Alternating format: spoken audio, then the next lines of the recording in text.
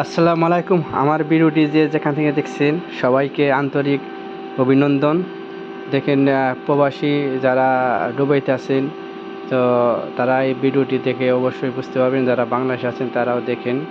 তো দেখেন সুপার মার্কেটে কীরকম সুপার মার্কেট হয়, তার কীরকম পরিচ্ছন্নতা এবং পরিবেশ এবং দোকানপাট এবং ছোটো ছোটো শোরুম, এগুলোতে যারা বাংলাদেশি নতুন আসবে তারা এখানে ক্লিনারে কাজ করে, আবার কেউ ক্যাশিয়ারে কাজ করে, কেউ আছে সার্ভিসে কাজ করে।